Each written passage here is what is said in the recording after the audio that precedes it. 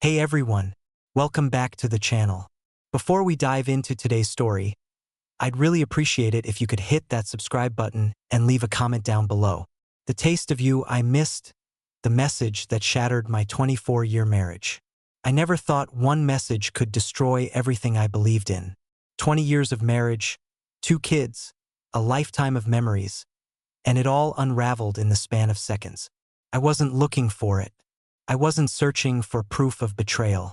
I simply picked up my wife's phone to check the time. That's all. But when the screen lit up, I saw it. The words that would burn themselves into my mind forever. I missed the taste of you. For a moment, I just stared, my mind refusing to believe what my eyes had already accepted. It wasn't a friend. It wasn't innocent.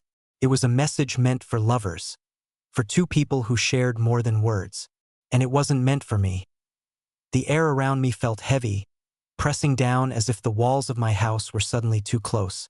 The woman I trusted with my life, the mother of my children, the person I believed in more than anyone. She was hiding something that I tried to convince myself it was a mistake. Maybe it wasn't what it seemed.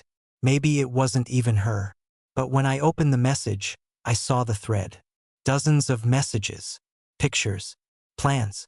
Words that left no room for doubt. And each one cut deeper than the last. I sat there, frozen, my heart pounding, though I felt no pain, just numbness.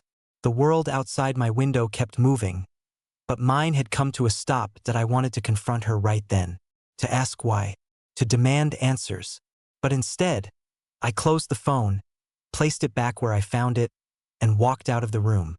My legs moved on autopilot, but my mind was somewhere else entirely. For hours, I sat alone, replaying every memory, every conversation, every late night she said she was working late or meeting friends. Was it all a lie? Was I a fool for not seeing it sooner? But it wasn't just the betrayal that broke me. It was the secrets. The thought that while I sat across from her at dinner, laughing and sharing stories, she was hiding this life behind her eyes. I thought about our kids. About how they saw their mother, about the world they believed in, and I felt something inside me fracture, a crack that wouldn't be easily fixed. But the worst part? It wasn't just her betrayal I feared. It was my own reaction. I wasn't a man who acted on impulse, but something darker stirred beneath the surface. Something I wasn't sure I could control. I didn't know what to do. I didn't know who to be, but I knew I couldn't ignore it.so. I did the only thing that made sense. I took out a piece of paper and began to write. Not a letter of confrontation, but of decisions. My conditions. My terms. The lines that would define whether we survived or ended. I didn't know if I was ready to walk away. I didn't know if I was strong enough to stay. But I knew one thing for sure. Life as I knew it was over. I didn't sleep that night. I lay in the dark, staring at the ceiling, my mind racing through every possibility, every painful truth I'd uncovered. The message haunted me, playing over and over in my head. I could hear her soft breathing beside me, peaceful, unaware that the walls of our life were caving in. I wondered how she could sleep so soundly while I was breaking apart inside. Was it guilt that allowed her to rest so easily, or had she become so used to the deception that it no longer haunted her? I turned away from her, my thoughts heavier than I could bear. By morning, I knew I couldn't stay silent. I wasn't the kind of man who could pretend everything was fine, but I also wasn't ready for confrontation. Not yet. I needed time. Time to think. Time to figure out whether this marriage could be salvaged or if it was already dead. I left the letter I had written the night before on her pillow. A simple note, but filled with weight. I didn't write it out of anger, but out of necessity. It wasn't about accusations or shouting matches. It was about clarity, about drawing a line, complete honesty, therapy, no more lies. Those were my conditions if we were going to survive this. Anything less wasn't enough. I left the house without a word, my heart pounding as I walked out the door. I didn't know where I was going, just that I needed to be anywhere but there. I drove aimlessly past the places that used to feel familiar. The coffee shop where we had our first date. The park where we took our kids on Sunday afternoons. The streets were the same, but I wasn't. Each memory felt like a ghost, haunting me, mocking me. How many of those moments had been real? How many were just a cover for the lies that now lay exposed? After hours of driving, I ended up at my friend's cabin, a place I hadn't visited in years. It sat quiet and still, surrounded by towering pines. A place that had always felt like an escape, and now it felt like my only refuge. When I knocked, he opened the door and looked at me. One look and he knew something was wrong. He didn't ask questions. He didn't press. He simply stepped aside, letting me in, and offered me a drink. "Stay as long as you need," he said. I nodded, grateful beyond words. That night, I sat on the porch, nursing my drink, watching the stars. The night was quiet, but my mind wasn't. I thought about the kids, about the life I was walking away from, and the woman I wasn't sure I could ever trust again. The weight of it crushed me. Could I forgive her? Should I? Did love still exist, or was it just a shadow of what once was? I didn't have the answers. All I knew was that I felt hollow. My phone buzzed, lighting up the night. Her name on the screen, message after message. "Where are you? Please come home. I'm worried." Each message was a blade. I turned the phone face down, unable to bear it. I couldn't face her. Not yet. I wasn't ready for explanations or apologies. I wasn't ready for tears. I wasn't ready for anything. I needed space. I needed silence. The next morning, the messages had changed. They were longer, desperate. She had found my letter. She wanted to talk. She wanted to explain. She wanted to fix this. But how do you fix something that's shattered? How do you rebuild trust that's been destroyed? I didn't know. And I wasn't sure if I wanted to find out. The hardest message to read wasn't from her. It was from my son. "Dad, when are you coming home? Mom's been crying a lot. I don't know what's happening, but it feels bad. Please come back." Those words tore through me. My son, caught in the middle of a disaster he didn't deserve. A child forced to carry the weight of his parents' mistakes. I'd never felt like more of a failure. That evening, my friend joined me on the porch. He didn't ask at first. He just sat there, sipping his drink, staring at the horizon. When he finally spoke, it was simple. "You want to talk about it?" I hesitated, but then the words came. The message. The affair. The betrayal. The blackmail. The uncertainty. It spilled out of me like poison, and when I was done, I felt both lighter and more broken. "You know," he said after a long pause, "I've been there. My ex-wife cheated. I divorced her the next day. No questions. No discussions. Sometimes I wonder if I made the right choice." His words echoed in the still night. I didn't know what the right choice was. I didn't know if there even was one. Then he said something that stuck with me. "You know, I saw that guy once. The one from the messages. He was at a conference. Couldn't keep his eyes off any woman under 40. Something about him didn't sit right. It wasn't much, but it was enough to plant a seed of doubt. What if there was more to this?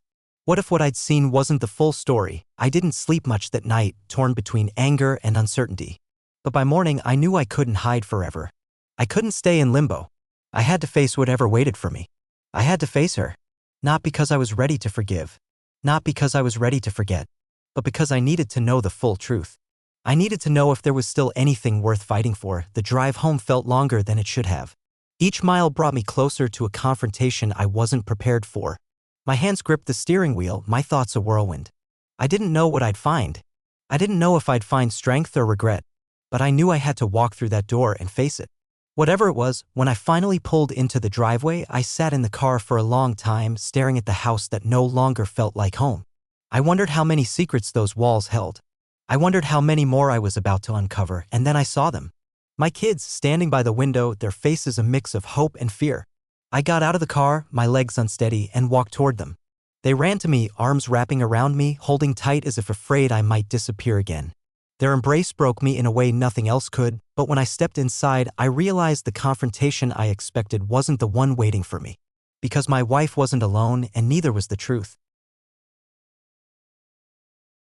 The moment I stepped into the house, I sensed the tension in the air.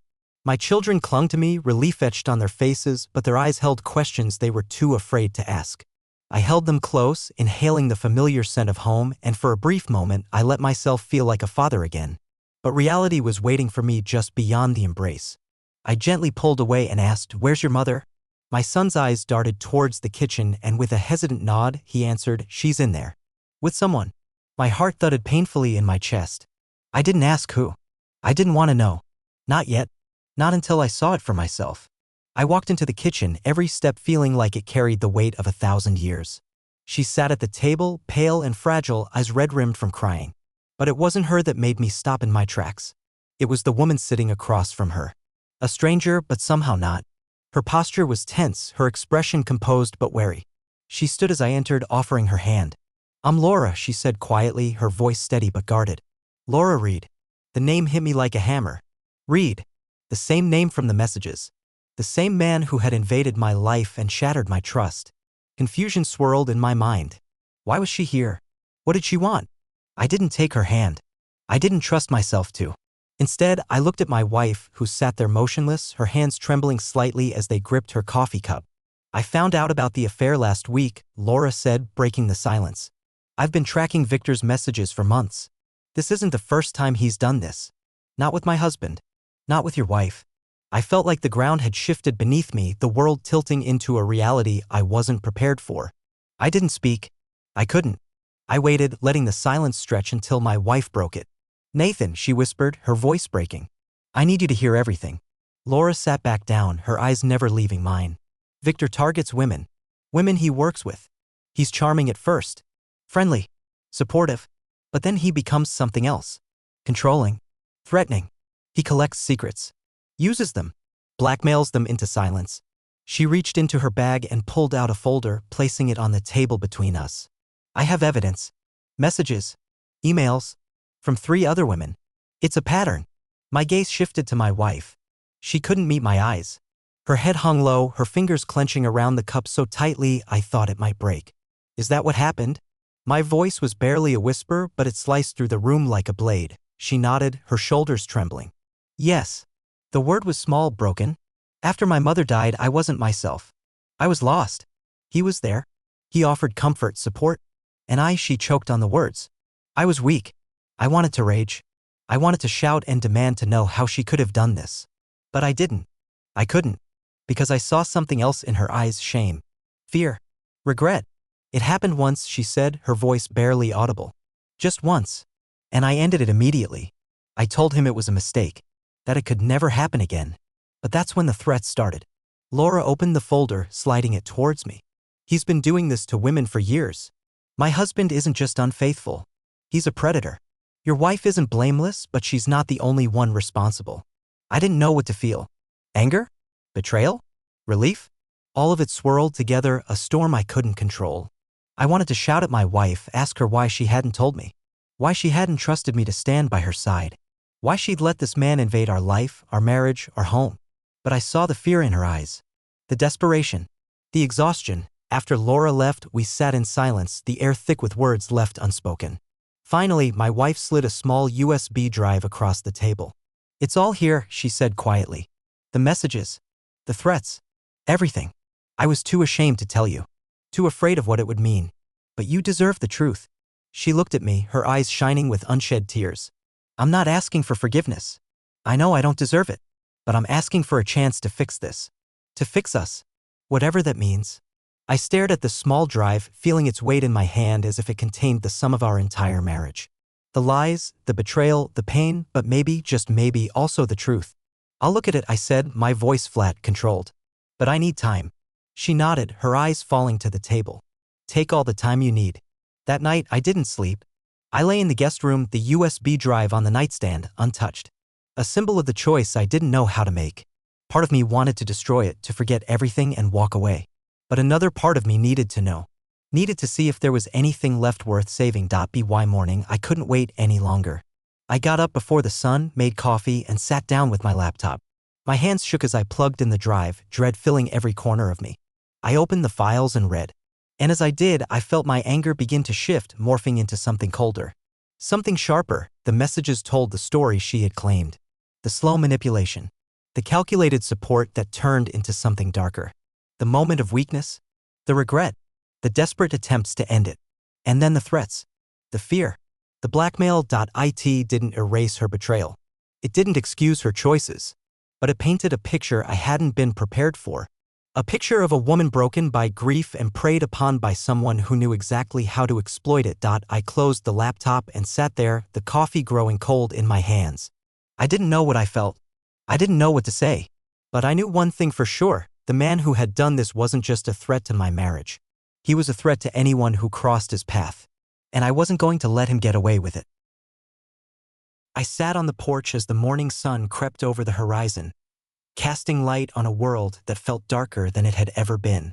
The house behind me was silent, though I knew she wasn't asleep. She was waiting just like me, waiting to know what came next, waiting to know if there was anything left of us to save.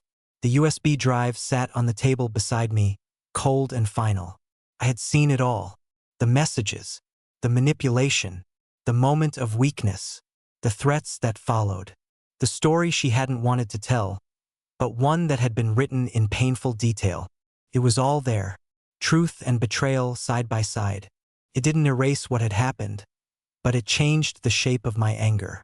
It turned it into something I wasn't sure how to name. When I finally walked back inside, she was sitting at the table, her hands wrapped tightly around a mug of coffee, as if it could ground her to the earth. She looked up when I entered, eyes rimmed with sleeplessness, hope, and fear. She didn't speak. She waited for me to break the silence. "I saw everything," I said. My voice felt distant, like it belonged to someone else. She swallowed hard, but she didn't look away. And her voice was almost a whisper. "I believe you tried to end it," I said slowly. "I believe you were scared. I believe he threatened you." Relief washed over her features, but it was fleeting, replaced quickly by something heavier. Guilt. "But I also believe you chose him first," I added, my voice sharper than I intended. "You let him in. You risked everything." She nodded, eyes glistening. "I know. I won't make excuses. I failed you. I failed our family. I failed myself. I wanted to be angry. I wanted to throw words like daggers, to hurt her the way she had hurt me. But I couldn't. The truth of it was, I wasn't angry anymore. I was tired. So tired. "Why didn't you tell me?" I asked softer now. "Why did you let me think it was nothing for so long?" "I was ashamed," she said, voice cracking. "And I was afraid. Afraid that if I told you, it wouldn't just destroy us, it would destroy the kids. I thought I could handle it. I thought I could fix it myself. I didn't realize how far it had gone until it was too late." I sat down across from her, hands folding tightly on the table. "And now? Now I know I can't fix this alone." Her voice trembled. "But I'm willing to do whatever it takes. Therapy, honesty, whatever you need. Just please don't give up on me." "Not yet." I didn't answer right away. I stared at the table, at the faint scratches in the wood, thinking of how many meals we'd shared here, how many memories had been made, how many lies had been told. "I don't know if I can," I said finally. "I don't know if I have it in me to rebuild this. But I'll try. For the kids. For us. But I need to know you're telling me everything. No more secrets." "I swear," she said, and I wanted to believe her.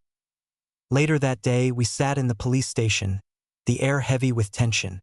She was giving her statement, detailing every threat, every message, every moment she had been too afraid to face. Laura was there too, sitting silently, her eyes hard and steady. She had already filed her own report, and now it was my wife's turn. I sat in the waiting area, staring at the walls, counting the minutes. When she finally emerged, she looked exhausted, but there was relief in her eyes, as if speaking the truth, however painful, had lifted a weight she'd carried for far too long. "It's done," she said softly. "At least my part is." I nodded, but neither of us moved. We stood there, staring at each other, trapped in the space between past mistakes and uncertain futures. That night, she moved back into the guest room. I didn't ask her to. She just did. Felt right. We weren't ready to share a bed, not when there were still so many walls between us. And yet, the walls weren't as high as they'd once been.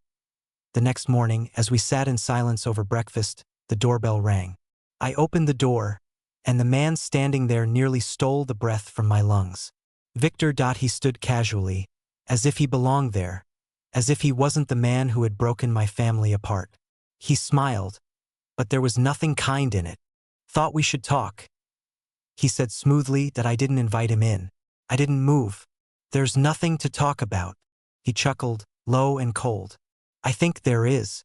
Your wife isn't telling you everything. You think I was the first." The words hit me like a hammer, but I didn't let it show. I stood firm, jaw clenched. "You're lying. Ask her about the late nights. The gym she suddenly stopped going to. Ask her about the calls she deleted. His smile widened. You'll find out soon enough. Before I could respond, a voice came from behind me. Victor. I turned. Laura stood there, her expression ice cold. You need to leave. Now. He hesitated, eyes flicking between us, but then he stepped back. This isn't over, he said. You'll see. And then he was gone. I closed the door and turned to my wife. She looked pale, her eyes wide and terrified. It's not true, she whispered. There was no one else. Never. It was only him. Only once. I swear. And I believed her. I didn't know why, but I did. Days passed, and the investigation moved forward. Victor was arrested on charges of harassment and blackmail. More women came forward. His game was over, and yet the damage lingered. The fear, the doubt. One evening, as we sat in the backyard watching the sunset, she reached for my hand. Her fingers were trembling. I'm sorry, she said. I know sorry doesn't fix it, but it's all I have. I held her hand, feeling the fragility in her touch, the hope and the fear mixed together. I'm trying, I said. I don't know if I'll ever be the same, but I'm trying. And it wasn't forgiveness. Not yet, but it was something. A beginning. We started therapy a week later. The first session was painful, brutal in its honesty. But we didn't run from it. We faced it, together. And in that room, as we peeled back the layers of our broken marriage, I realized something. The affair had been a symptom, not the disease. We had been drifting long before Victor entered our lives. She in her grief, me in my silence. We had lost each other long before she made her mistake. But maybe, just maybe, we could find each other again.